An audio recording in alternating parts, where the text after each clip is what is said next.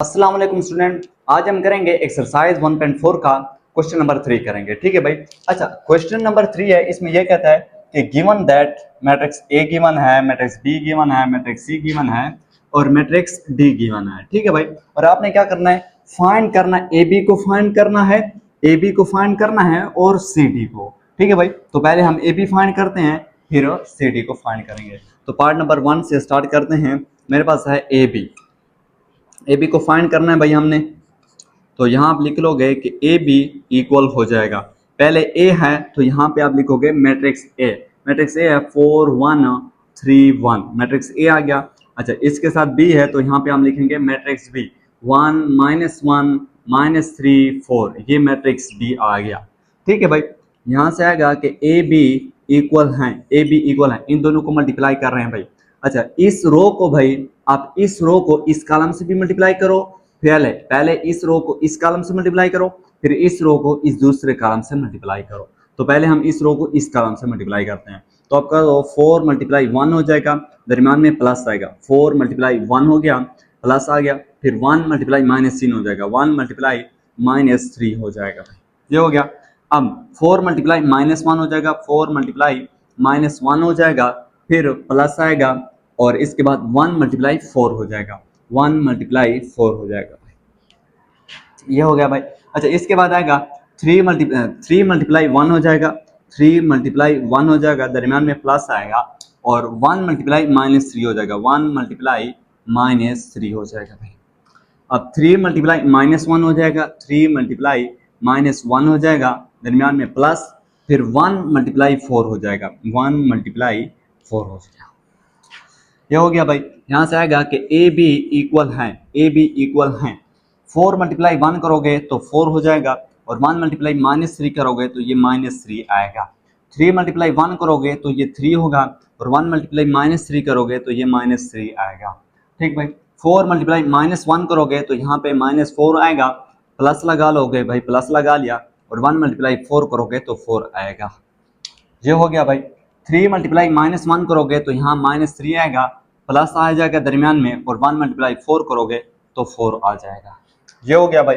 और यहाँ आएगा आपके पास कि ए बी इक्वल है, ए बी किसके इक्वल हो जाएंगे, 4 - 3 करोगे तो यहाँ पे आ जाएगा आपके पास 1, और 3 - 3 करोगे तो यहाँ पे आ जाएगा आपके पास 0, और -4 + 4 करोगे तो यहाँ पे आ जाएगा 0, और -3 + 4 करोगे तो यहाँ पे आ जाएगा 1। इसका मतलब क्या है कि ए बी मेरे पास इक्वल आ गया आइडेंटिटी मैट्रिक्स के। आइडेंटिटी मैट्रिक्स को इससे शो करते हैं, या आप इतने तक भी लिख सकते हो। ठीक है भाई। तो ये ए बी फाइंड हो गया। इसके बाद अब हम इसको फाइंड करते हैं। ठीक है भाई, सी डी को। तो यहाँ आप लिख लोगे सी डी इक्वल आ जाएगा, पहले सी है तो हम यहाँ पे मैट्रिक्स सी लिखेंगे, ये वाला भाई। ठीक है, 3 हो जाएगा, 4 हो जाएगा, 1 हो जाएगा, 2, ये मैट्रिक्स सी आ गया। इसके साथ सी के साथ डी है तो यहाँ पे मैट्रिक्स डी आएगा, 1 - 2 और -1/2 और फिर आएगा 2/3। ठीक है भाई, ये मैट्रिक्स डी आ गया हमारे पास। यहाँ से आएगा कि सी डी इक्वल है, सी डी इक्वल है। अब हमने क्या करना है, इनको मल्टीप्लाई करना है। इस रो को इस कॉलम से मल्टीप्लाई कर दो, इस पहली रो को इस पहले कॉलम से मल्टीप्लाई कर दो। ये हो जाएगा 3 × 1 हो जाएगा, प्लस आएगा, फिर 4 × -1/2 हो जाएगा भाई। ये हो गया। अब इस रो को इस कॉलम से मल्टीप्लाई कर दो, तो ये 3 × -2 हो जाएगा, दरमियान में प्लस आएगा, फिर 4 × 2/3 हो जाएगा, 4 × 2/3 हो जाएगा। ये हो गया भाई। अच्छा, यहाँ इस रो को इस कॉलम से मल्टीप्लाई करो, तो ये 1 × 1 हो जाएगा, प्लस आएगा, फिर 2 × -1/2 हो जाएगा भाई। ठीक है। अब इस रो को इस कॉलम से मल्टीप्लाई करो, तो ये 1 × -2 हो जाएगा, दरमियान में प्लस आएगा, फिर 2 × 2/3 हो जाएगा। ये हो गया भाई। अच्छा, यहाँ तक तो हो गया। यहाँ से नीचे आएगा कि सी डी इक्वल है, सी डी इक्वल है किसके, 3 × 1 करोगे तो कितना हो जाएगा, 3 हो जाएगा। 2 है, 4 को, अच्छा इसको 2 × 2 = 4 होता है। 2 × -1 करोगे यहाँ कितना आ जाएगा, 3 - 2 आ जाएगा भाई। 1 × 1 करोगे तो 1 आ जाएगा, और ये 2 इस 2 से कैंसल, तो यहाँ से -1 आ जाएगा, ये प्लस है फिर ये 2, इस 2 से कैंसल, तो क्या बचा सिर्फ -1 जो कि मैंने यहाँ लिख लिया। ये तो हो गया भाई। 3 मल्टीप्लाई -2 करोगे तो ये -6 हो जाएगा। आगे आगे क्या आएगा +4 और अच्छा 4 मल्टीप्लाई 2 करोगे तो ये आपके पास 8 हो जाएगा। 4 मल्टीप्लाई 2 करोगे तो ये 8/3 हो जाएगा। ये हो गया भाई। अब 1 मल्टीप्लाई -2 करोगे तो नीचे आएगा -2, फिर प्लस आएगा, प्लस लगा लिया भाई। 2 मल्टीप्लाई 2 करोगे तो ये 4 हो जाएगा, नीचे क्या है 3 है तो इसके नीचे भी 3 आ जाएगा। यहाँ तक तो हो गया।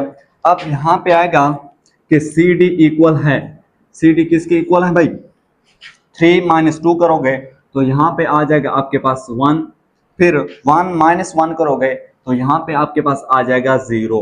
अब मसला इनका भाई -6 + 8/3 -2 + 4/3, इनको हम कैसे सिंप्लीफाई करेंगे भाई।